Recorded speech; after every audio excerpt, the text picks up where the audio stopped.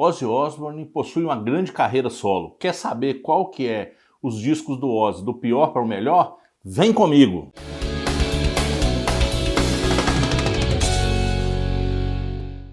Fala galera do canal Chipados, aqui Deraldo Maia novamente com você para mais um ranking. Não deixe de curtir esse vídeo. Não, se você ainda não se inscreveu, se inscreva agora para que o YouTube possa saber que esse vídeo é relevante para você. E em breve a gente vai apresentar novos itens. Também não me deixe de seguir nas nossas redes sociais, né? Porque é muito importante para que a gente possa estar informando vocês sobre novos vídeos. E agora chega de papo e vamos nessa. Quero ressaltar aqui que vão ser apenas os álbuns de estúdio, não estão incluídos os ao vivo e nem o álbum Undercover, que é um álbum de covers do Ozzy, né? Iremos falar apenas dos álbuns que têm composições em estúdio. Eu estou fazendo um ranking de vários artistas, o pessoal tem gostado, tem participado, por isso não deixe de colocar o seu ranking. O meu ranking não quer dizer que ele é 100% a verdade absoluta, né? É simplesmente a minha opinião com base na minha vivência com os álbuns de Ozzy Osbourne. Então eu queria que você também colocasse nos comentários, ao final desse vídeo, a ordem que você considera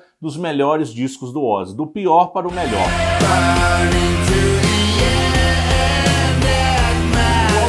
Que vai ficar na nossa 11ª posição é o álbum Black Rain, né? Como o pessoal sabe, eu gosto de mostrar mais os vinis, né? Porque eu considero que as artes gráficas dos vinis são mais interessantes. Mas também torno a repetir que eu possuo também o CD. Inclusive o CD, depois da década de 90, foi o mais utilizado.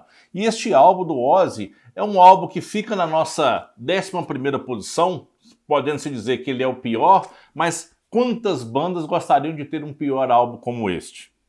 Este álbum foi lançado no dia 22 de maio de 2007. Esse é o último álbum também que Ozzy compôs em estúdio com o guitarrista Zakk Wylde. E aqui a gente tem a participação também do Mike Bordin na bateria, que era baterista do Faith No More. Esse álbum, apesar da gente colocar ele nessa posição, ele vendeu só nos Estados Unidos 152 mil cópias apenas na primeira semana de lançamento. E dá para perceber então que o álbum também conseguiu ser certificado de ouro nos Estados Unidos ao final. E mesmo estando nessa posição, o álbum estreou na data de seu lançamento na 3ª posição da Billboard 200 nos Estados Unidos.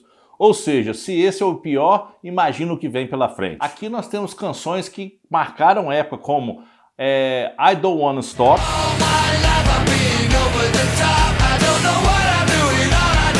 a canção que abre o álbum Not Go Away,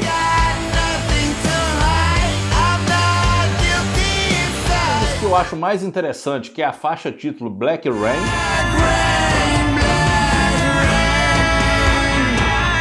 a canção Civilized in the Universe também, que é fantástica,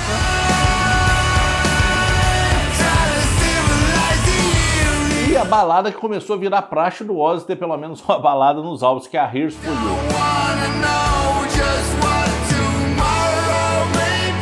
Passou a ter também, na versão japonesa, como sempre, um bônus, que é I Can Save You, que também é muito interessante.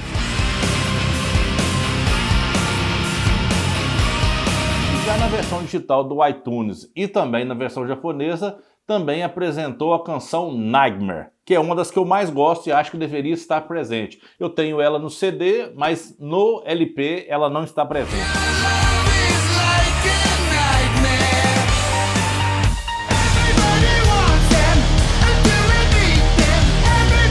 O próximo álbum de Ozzy Osbourne é um álbum bem interessante e ao mesmo tempo ele divide opiniões. Ele deu um grande estardalhaço, mas divide opiniões. Eu particularmente gosto e ao mesmo tempo não admiro tanto. Gostar é uma coisa, admirar é outra.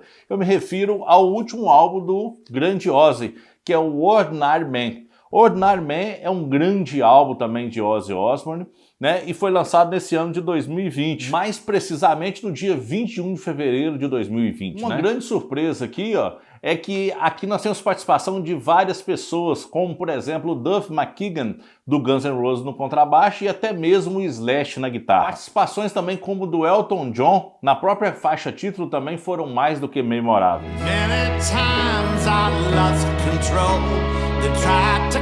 Em Importante lembrar que este álbum é o primeiro desde o Scream, ou seja, levou praticamente 10 anos, ou seja, nós esperamos uma década de músicas novas de Ozzy. Ozzy, na verdade, não queria lançar disco novo, Ozzy queria apenas continuar em turnê. Ele foi um dos defensores que não havia necessidade de apresentar novas canções. Foi um dos motivos, inclusive, do Black Sabbath não ter apresentado um sucessor ao álbum 13, né? Ou 13, mais conhecido no nosso Brasil. Mas é importante lembrar que, com a pandemia do coronavírus e tudo, Ozzy acabou tendo esse tempo de receio, né, de não estar produzindo um conteúdo ou fazendo shows, né, apesar que a gente vai falar um pouco sobre isso, acabou produzindo este álbum. O álbum também vendeu 77 mil cópias só nos Estados Unidos na data do seu lançamento. Isso é importante, principalmente num momento onde a música digital prevalece mais, então vender cópias do álbum, seja em CD, seja em CD, é muito interessante. Eu também possuo o CD, que também é muito bacana, tem inclusive algumas músicas bônus.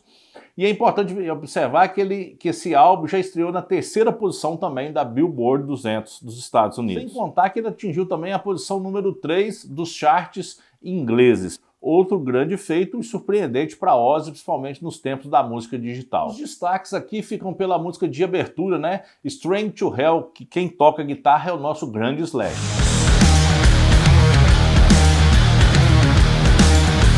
A canção Under the Graveyard também é outro destaque desse álbum.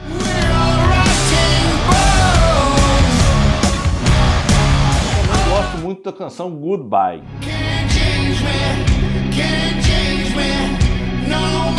Agora, a canção Holy for Tonight é uma canção um pouco, vou falar assim, injustiçada. Deveria ter tido uma maior atenção por parte dos fãs.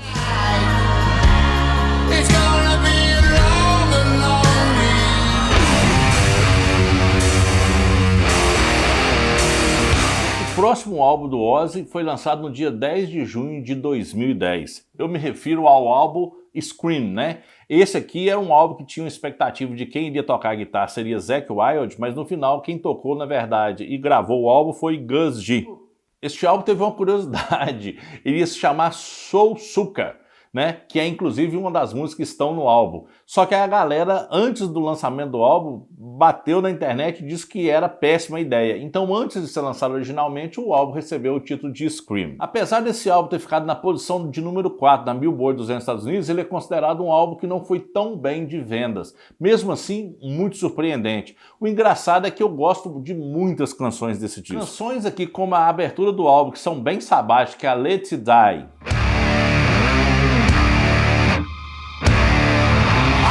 A famosa Let Me Hear You Scream.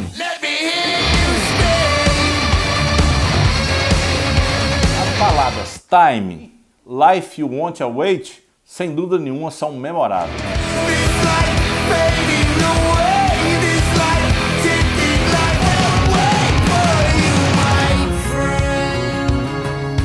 A canção também Crucify, muito forte e realmente empolgante.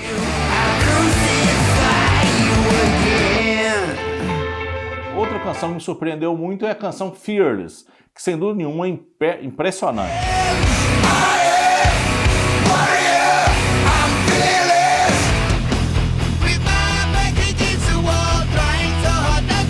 O próximo álbum que eu vou falar de Ozzy Osbourne é o álbum de 2001, mais precisamente lançado no dia 16 de outubro de 2001.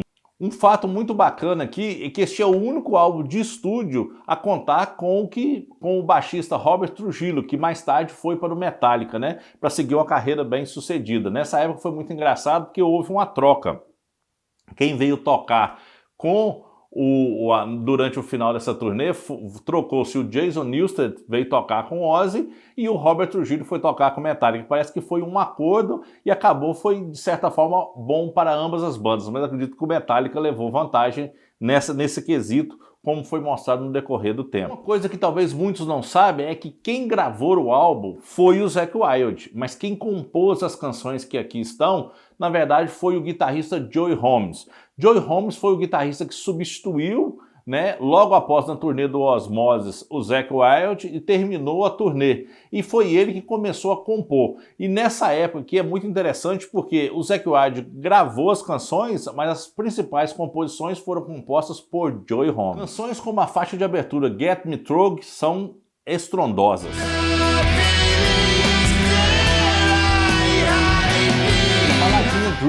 realmente rodou muito o seu clipe e realmente fez a cabeça de muita gente, não só do metal, como também de quem gostava de rock e pop.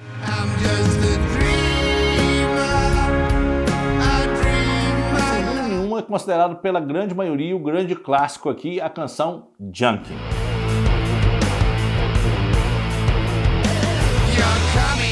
O curioso é que uma das faixas mais tocadas ao vivo era a canção That I Never Had, que também era bem empolgante.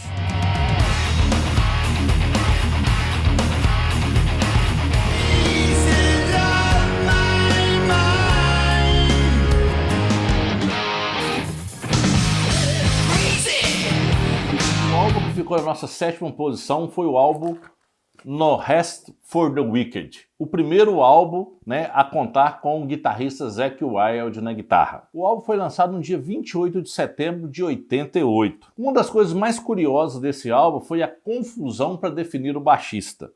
Na verdade, quem iria gravar o disco seria o Jack Lee na guitarra, só que Jack Lee acabou sendo dispensado em 1987 pela Sharon Osbourne, porque Jack Lee queria que a banda do Ozzy ele recebesse também contribuições pelas composições. Então a Sharon foi e o dispensou. Ozzy recebeu uma fita do Zakk Wylde e o contratou na semana seguinte.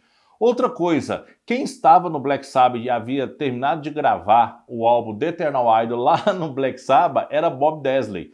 A Sharon, mais do que rápido, tirou o Bob Daisley, né, do Tony Iommi e trouxe ele de volta para voltar a escrever letras e ajudar a Ozzy a compor seu álbum. Nesse período, o Black Sabbath se desfez e Tony Iommi começa a dialogar para a volta de Geezer Butler. E logo em seguida, assim que o Bob Daisley grava o disco, a Sharon demite o Bob Daisley e, vendo o movimento que o Geezer Butler iria voltar a tocar com Tony Iommi, recontrata o Geezer Butler para fazer a turnê do disco. Ou seja, a Sharon andou atrás dos 2 baixistas do Black Sabbath para poder tirar, sendo que tirou o Geezer Butler de compor o que viria a ser o Ridley Scott e fazer a turnê com o Black Sabbath, e também, logo na sequência, com o Bob Daisley a fazer a turnê do The Eternal Idol, ela retirou o Bob Daisley para vir compor as músicas do No Rest for the Wicked. Realmente havia uma grande disputa entre o Black Sabbath e o Ozzy Osbourne, né, durante a década de 80. Isso se deve principalmente à briga entre pai e filha, né, Don Arden e Sharon Osbourne. Então é uma grande confusão que isso aí gasta praticamente um vídeo para explicar toda essa confusão. Mas voltando aqui sobre o álbum é simplesmente fantástico, muito bem feito, né? Mais uma vez as titularidades saem praticamente para o Ozzy, mas quem compôs a maioria das letras foi o Bob Daisley, o baixista, e a gente vê um guitarrista tentando mostrar grande força, no caso o Zakk Wylde, que impressiona e muito com a canção Miracle Man, por exemplo.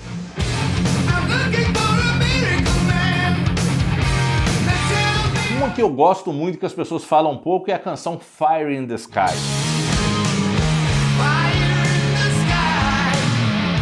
Uma que recebeu um clipe e tem um riff muito interessante é a canção Breaking All the Rules. A canção mais executada deste álbum é a canção Crazy Babies, que sem dúvida nenhuma é inclusive a que inspirou em seu clipe a capa do álbum.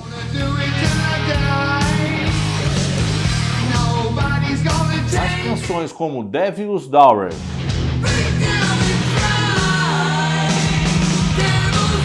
Bloodbath the Paradise são poderosíssimas.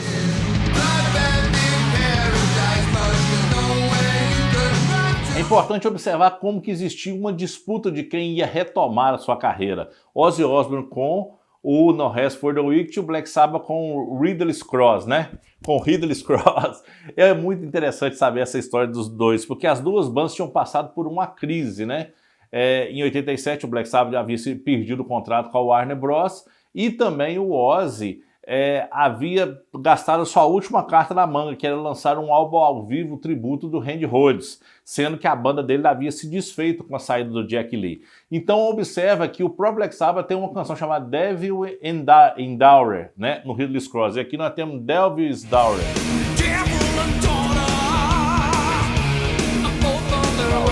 E uma das canções que ia se chamar Hero do Ridley Scott foi rebatizada para Call of the Wild justamente porque o Ozzy tinha essa composição.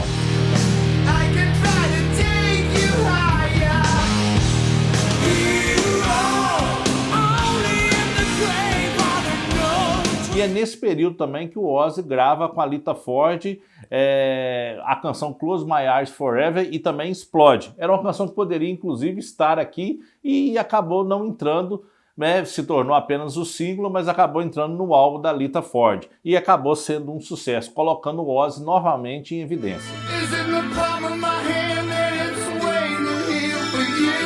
Outra canção interessante também que foi bônus track e saiu na versão em CD é a canção The Lear, que também é muito interessante.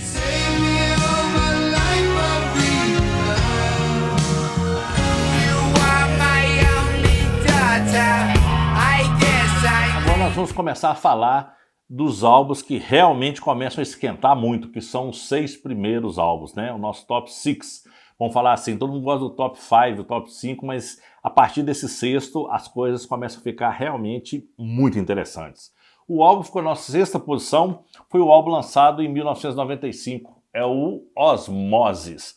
O Osmosis, sem dúvida nenhuma, é um álbum que ele teve um trabalho tortuoso de ser a sequência do No More Tears, que havia atingido todo o estrelato e toda a potência que o Ozzy poderia apresentar e praticamente revigorou a carreira do artista, né?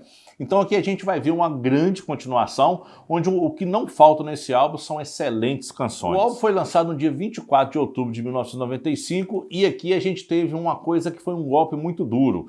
Ozzy Osbourne consegue contratar e ajudar a compor nesse álbum ninguém menos que Geezy Butler. Exatamente, Geezy Butler havia largado o Black Sabbath após lançar um grande álbum, na minha opinião, que é o Cross Purpose, e passa aí para o Ozzy para mostrar. Inclusive, o produtor do álbum disse na época que eles tinham a obrigação de fazer um álbum melhor que o do Black Sabbath, porque eles tinham mais integrantes originais do Black Sabbath na formação do Ozzy solo do que o próprio Black Sabbath na sequência. Quer dizer, era uma crítica. E realmente o álbum veio e mostrou as influências do Geezer realmente foram fundamentais.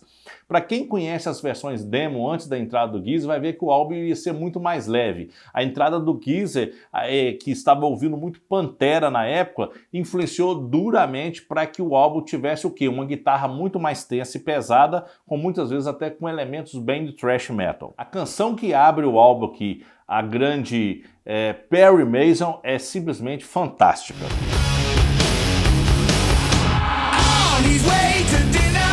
A canção Adjustment New também é outra fabulosa.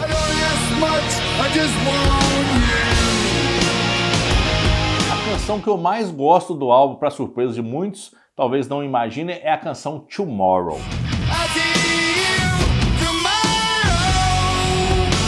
A canção See You The Other Side também é outra canção fantástica.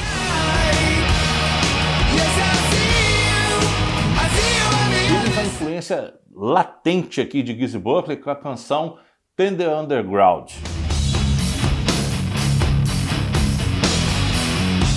A canção My Jack You Don't Hide também é outra que tem muita influência do Geezy Butler.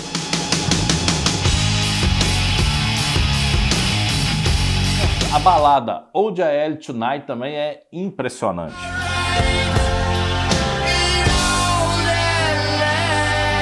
Na reedição em CD com bônus e nessa versão dupla da caixa box do Ozzy, a gente teve mais a grande surpresa de 2 canções bônus, que são as canções Amy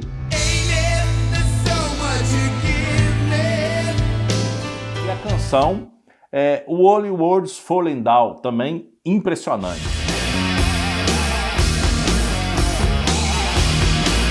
Antes também de compor esse álbum, ele estava participando com vários guitarristas, e um dos guitarristas que ajudou a compor aqui foi o guitarrista Steve Vai, mas a única música que prevaleceu dessa união foi apenas My Little Man.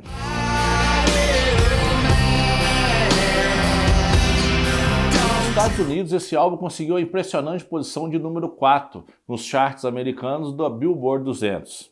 Já no mercado inglês, ele ficou na 22ª posição, uma posição bem interessante também. Este álbum é tão impressionante que ele chegou a atingir, segundo os dados, mais de 3 milhões de cópias vendidas, ou seja, realmente para um álbum de metal é impressionante. E é importante observar que esse foi o último álbum que o Ozzy atingiu disco de platina em sua carreira. Só aí a gente já vê que é um álbum realmente muito especial e que foi uma grande sequência para No More Tears, né? A sequência foi o álbum que sucedeu e realmente continuou levando a bandeira da carreira solo do artista. O álbum que ficou na nossa quinta posição foi nada menos que o álbum Bark the Moon. Alguns colocariam até numa posição melhor, mas esse álbum ele teve vários problemas. O primeiro deles foi que esse é o primeiro álbum de estúdio após a morte de Randy Rhoads. Randy Rhoads sofreu um acidente no ano de 82 e Ozzy, na verdade, que via com a sua banda muito bem sucedida, com uma formação muito sólida, praticamente a banda começou a ter várias alterações, de músicos a partir dali. 25-year-old lead guitarist for Ozzy Osbourne's group was killed in a plane crash this morning along with 2 other people. Andrew Acox, the pilot of the plane, also Rachel Youngblood, the group's hairdresser. Ozzy Osbourne himself was in the van when one of the plane's wings clipped it, but Ozzy escaped injury, we understand. 25-year-old Randy Rhoads is dead today. Principalmente a questão de bateria e contrabaixo já havia várias trocas. E aí a Sharon procurou ninguém menos para poder resgatar a carreira do Ozzy, Bob Daisley, que mais tarde em seu livro relatou que inclusive foi pago para escrever as letras desse álbum. Muitos acreditavam que o guitarrista que iria compor com Ozzy na sequência seria Brad Gillis, que havia feito a turnê do Speak of the Devil, assunto para um outro vídeo. Mas na verdade ele sai e volta para sua banda de origem, Night Ranger, e o Ozzy acaba ficando praticamente sem guitarrista. E dentro disso ele primeiro convence Bob Daisley a escrever o álbum. E logo na sequência eles conseguem contratar Jack Lee para poder tocar guitarra. Curiosidades é que Jack Lee havia sido testado antes para entrar na banda do Dio. Ou seja, Jack Lee talvez poderia ter gravado o Holy Diver do Dio. Mas isso aí também é um assunto para um outro vídeo. O importante aqui é observar que, na verdade, a formação começou a se estabilizar. E aí eles foram atrás de Tommy Aldridge para tocar bateria. É importante observar que Tommy Aldridge que gravou esse álbum.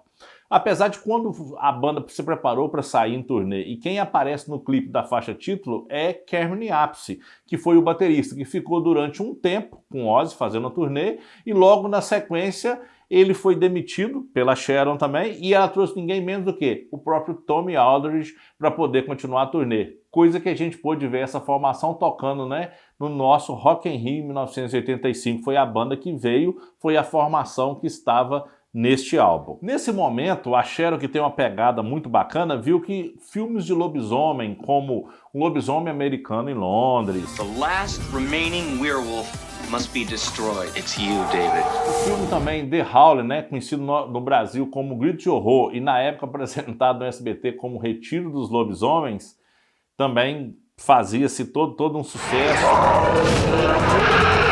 The howling is a scream. O clipe, do Michael Jackson da música Thriller, já no ano anterior, de 1982. Então essa tendência do lobisomem estava muito presente.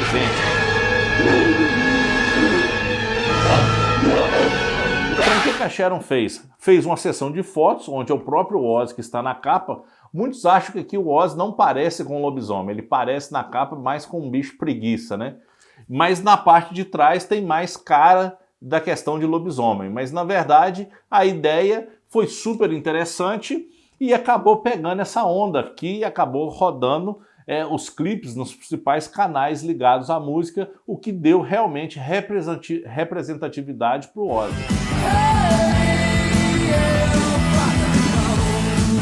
Até uma seção de brinquedos do Bark the Moon foram lançados na época para colecionadores. Ou seja, realmente o Ozzy se tornou um produto. E aí foi necessário, inclusive, fazer uma canção bem melosa para tocar nas rádios. Como eu falo, é a canção Soul Tired.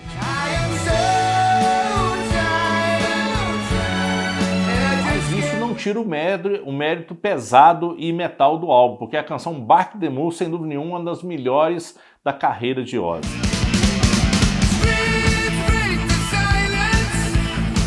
Também gosto de uma música que é uma balada, mas com uma pegada bem metal, que é You're No Different.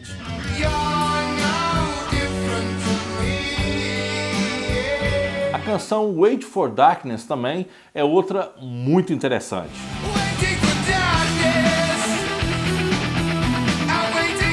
O fato mais triste aqui foi novamente a questão dos créditos. Por quê? Jack Lee afirmou mais tarde, apesar de ter sido feito um acordo, só muitos anos depois que ele foi contar isso em entrevista. Mas ele disse que, na verdade, ele foi chamado para compor uma banda. Quando terminou de compor, todas as músicas estavam gravadas, ele foi assinar o contrato. E no contrato falava que o crédito do álbum inteiro pertencia ao Ozzy Osbourne.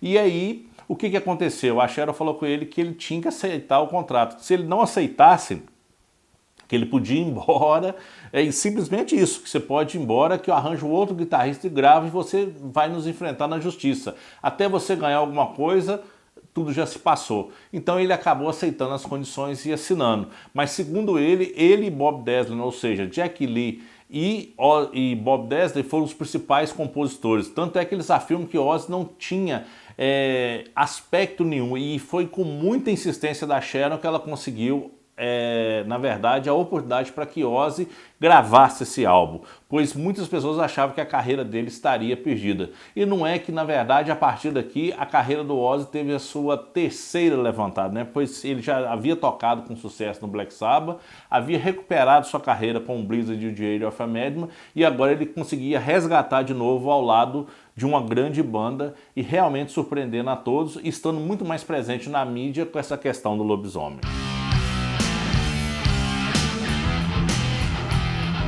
Por mais que a Sharon seja uma figura que as pessoas uns odeiam, outros amam, na verdade ela sempre levou a sério o produto Ozzy Osbourne. E uma grande prova disso, sem dúvida nenhuma, é o Bark at the Moon.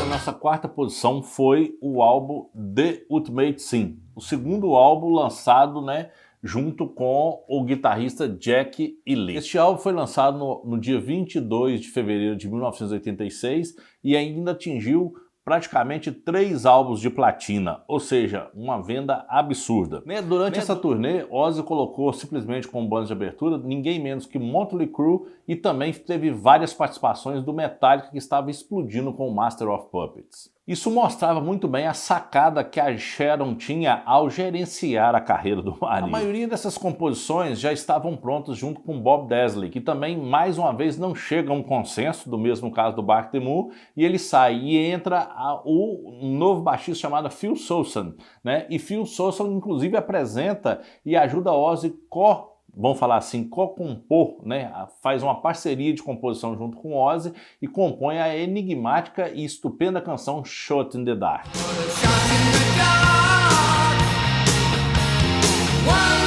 Esse álbum era para se chamar Killer of Giants, E logo no último minuto o Ozzy resolveu trocar para The Ultimate Sin. E tanto as canções Killer of Giants,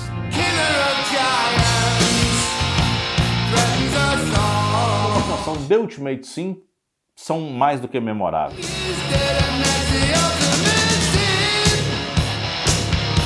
Outra canção que eu adoro aqui, tem uma grande mensagem, é Thank God for the Bomb. Ou seja, sem dúvida nenhuma, mostrava um Ozzy muito antenado sobre essa questão da Guerra Fria. Era um som mais pop, mais voltado no glam, que era extremamente explorado. Inclusive foi feito um show em Kansas City que virou The Ultimate Ozzy, que virou mais tarde um VHS na época, um show que foi proliferado, onde o Ozzy estava cheio de purpurina e com um visual bem glam, mas que mostrava que o Ozzy estava antenado com o novo movimento do metal.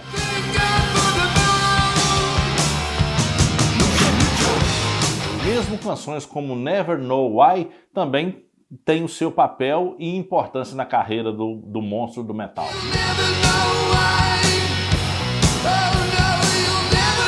Outra mudança significativa aqui é a entrada na bateria de Randy Castilho. Mais uma vez, outra mudança. Então nós vamos ver que constantemente as mudanças de guitarristas, bateristas e baixistas eram constantes, mas o engraçado é que nomes como, por exemplo, do Bob Daisley iam e voltavam constantemente. Parecia que ao mesmo tempo a força do dinheiro dominava toda a situação. Uma coisa bacana foram os créditos. Finalmente nesse álbum aqui, devido ao que aconteceu no Bark at the Moon, eles correram o risco de perder Jack Lee. Então, para a gravação desse álbum, a Sharon concordou dos créditos do álbum ficarem entre o Ozzy, o Bob Daisley e o Jack Lee. E, inclusive, na canção, né, Shoot the Dark já citada, ele aceitou ter a contribuição do Phil Soussan, né, que substituiu mais tarde o Bob Daisley. E aí é importante que o Bob Daisley sai daqui e vai tocar com quem? Nada menos do que com Tony Iommi para ajudar a compor o The Eternal Idol.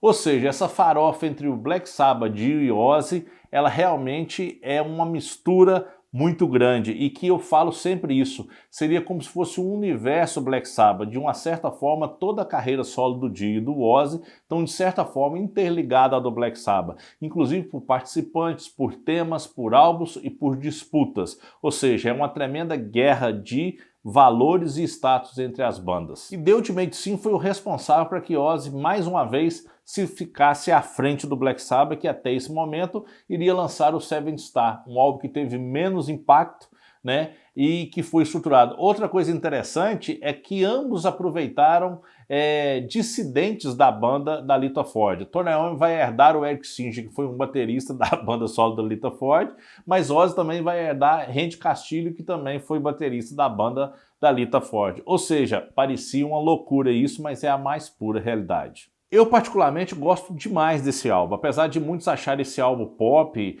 inclusive chamam ele até de álbum, vamos dizer assim, xarope. Eu considero um grande álbum de metal, com uma guitarra bem polida, e acho que foi o disco certo para o momento certo.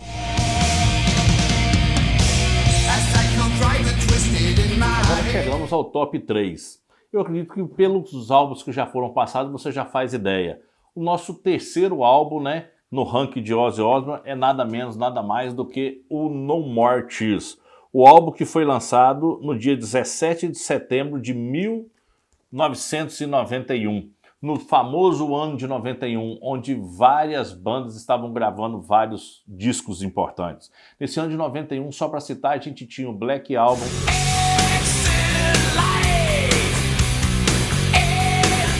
a gente teve o Nevermind,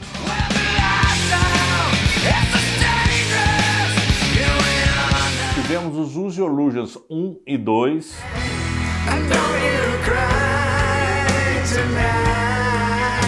entre muitos outros. E aí o Ozzy ressurge com sua carreira com o estupendo No More Tears. Mais uma vez, quem volta para ajudar a compor o álbum?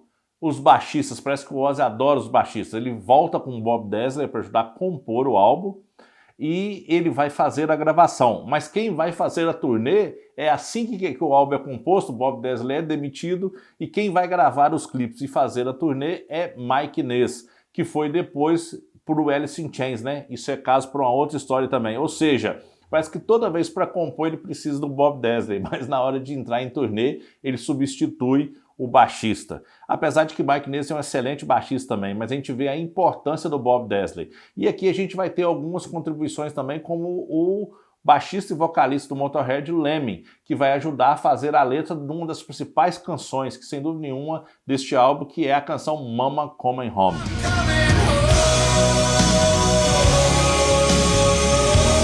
Uma coisa que a gente pode ver interessante aqui é que tanto nos créditos do álbum aparecem tanto Bob Daisley quanto também aparecem o Mike Ness. E, inclusive, é colocado que o Mike Ness foi a inspiração para o riff de baixo da enigmática canção faixa título No More Tears.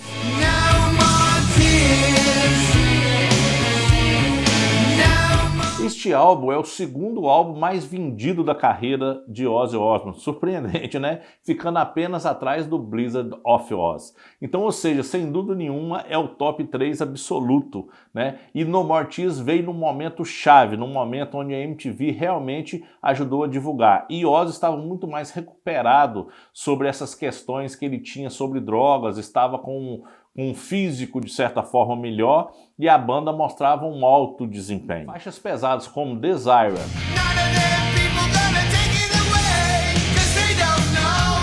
poderosa I Don't Want to Change the World,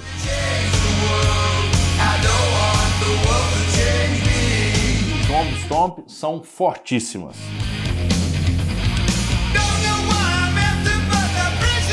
As baladas metal, Time After Time,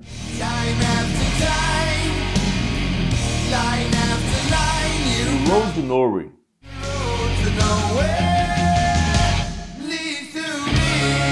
A revista Loadwire posicionou esse álbum na posição número 22 dos principais 90 álbuns do ano de 1991, ou seja, mostrava a potência que a banda de Ozzy e esse disco ofereceu para o artista. E sem dúvida nenhuma, mais uma vez mostrando o impacto, ele atingiu platina quádrupla, ou seja, 4 vezes platina somente nos Estados Unidos. Isso aí, sem dúvida nenhuma, marcou e foi fundamental para que a carreira de Ozzy chegasse a uma estrutura muitas vezes inimaginável.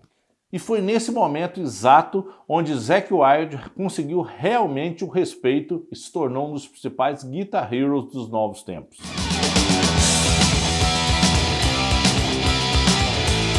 Chegamos agora ao álbum de posição número 2. E é esperado, com certeza, são os álbuns com Randy Rhoads na guitarra.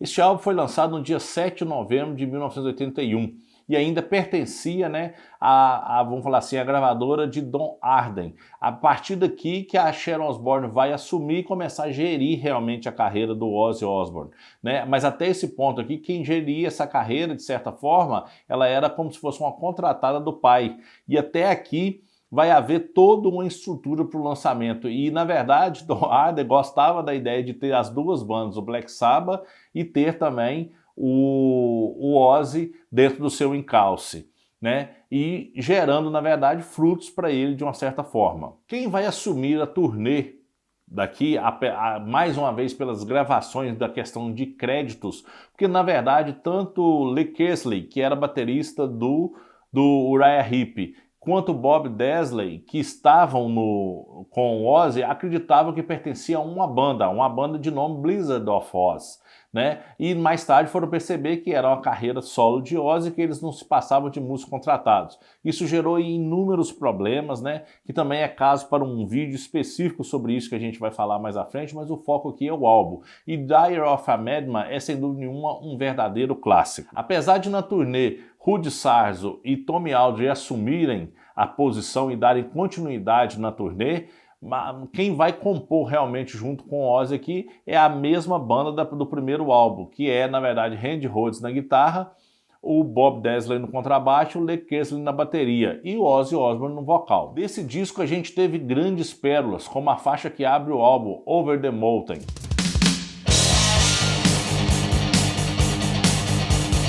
O riff matador da própria faixa título, Diary of a Madman.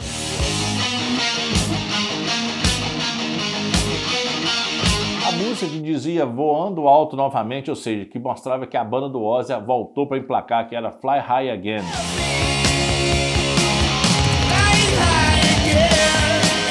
A faixa que tem um espírito bem Black Sabbath, que eu gosto muito do riff, que é a canção Believer.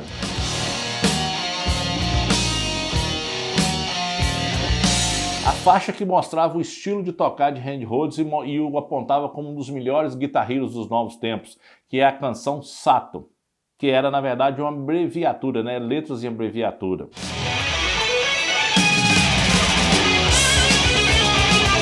A baladinha Tonight também não fazia feio.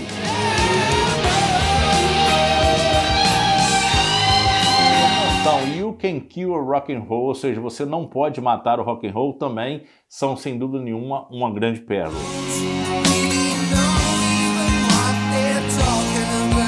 A introdução de bateria também e muito forte de Little Dolls é outra canção mais do que impressionante.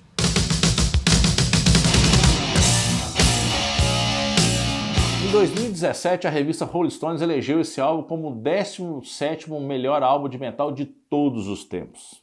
Este álbum aconteceu com ele, e o primeiro, uma coisa muito triste. Em 2002, para não pagar direitos autorais para Bob Daisley e para Lee Kersley, a Sharon mandou fazer uma substituição, né? Exatamente. Ela colocou o Robert Trujillo e colocou o baterista do Faith No More, que na época tocava Mike Bordin, para substituir os sons. Muitos fãs compraram o álbum do lançamento de 2002 e não sabiam que estavam comprando, na verdade, algo adulterado.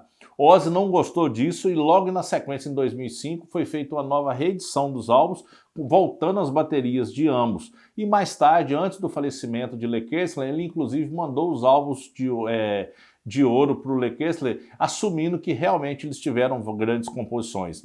Isso mostra como o mundo dos negócios pode ser muito sujo. Na verdade, mas o importante é o seguinte, é que a obra é fantástica. Na verdade, foi uma guerra de empresariamento. Mas isso a gente, nos dias atuais, isso acontece com diversos gêneros. Mas o metal, que é uma comunidade, isso não é muito bem visto. Por isso que eu falo que a carreira do Dio é uma carreira mais tranquila. Mesmo assim, teve o mesmo tipo de confusão. Para quem quiser ver, pode acompanhar o vídeo sobre o ranking do Dio também, que eu falo algumas coisas. Então, sem dúvida nenhuma, Diary of a Madman é um verdadeiro clássico e mostrava uma banda realmente comprometida em se tornar uma das maiores do mundo.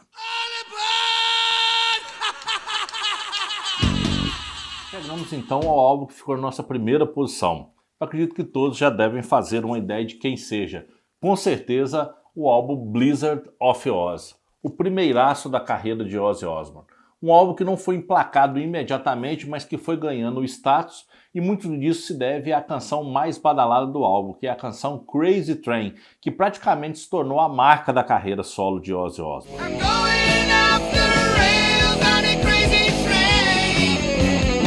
No dia 20 de setembro de 1980 e realmente mostrava uma espécie de disputa ao Black Sabbath, que já havia ressurgido com Dio e lançado no dia 24 de abril daquele mesmo ano o álbum Heaven Hell. Ou seja, se o Black Sabbath já havia se reerguido, era uma questão de honra reerguer a sua banda. O importante é que na hora que esse álbum foi lançado, a ideia foi falar com Lee Kerslake, que era o baterista, que para sair do Uriah Heep e vir para a banda do solo do Ozzy, como também Bob Daisley, é que eles estavam formando uma nova banda. E na verdade ambos entraram não pensando que seriam músicos contratados de Ozzy Osbourne, e sim pensando que formavam a banda. Mas no final acabou tudo se tornando a banda solo de Ozzy Osbourne. Além da faixa que eu já disse, que é Crazy Train, aqui nós temos a canção que abre o álbum também de forma enigmática, I Don't Know.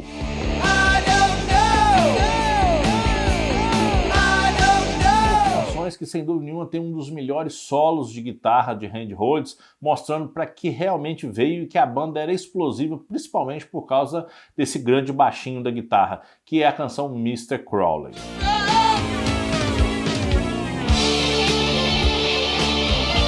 Balada Goodbye to Romance, que é uma clara mensagem de despedida à banda Black Sabbath, né? Seria uma forma de satirizar o Black Sabbath, mostrando tipo assim, eu posso seguir sozinho, adeus ao romance que a gente tinha com 4 amigos de banda. Sem dúvida nenhuma, tinham grandes arranjos.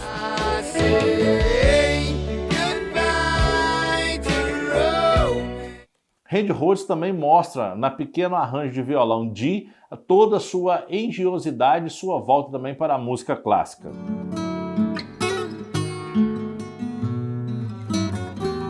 A canção Revelation Modern Art também é outra canção explosiva e que tinha um grande impacto nos shows ao vivo.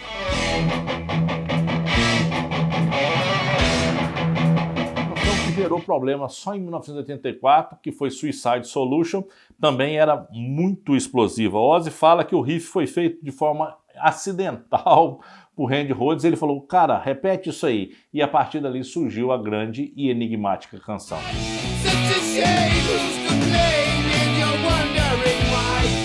faixa que eu considero um pouquinho mais fraca, que é Nobody Moves, ainda assim é uma canção espetacular.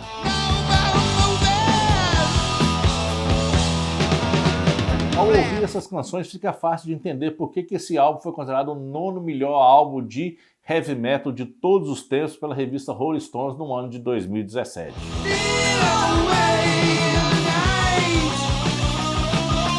O disco vendeu 6 milhões de cópias e é um dos discos mais vendidos do mundo. Ou seja, dá para perceber que realmente o Ozzy voltou e não veio para brincadeira. Então, galera, é importante lembrar, se você ainda não se inscreveu no canal, não deixe de se inscrever, não deixe de dar like nesse vídeo e eu fico aqui aguardando para você colocar nos comentários o seu, vamos dizer assim, o seu ranking. Você concorda ou discorda com o meu ranking? Você tem alguma observação complementar? Gostaria muito de ouvir a sua opinião.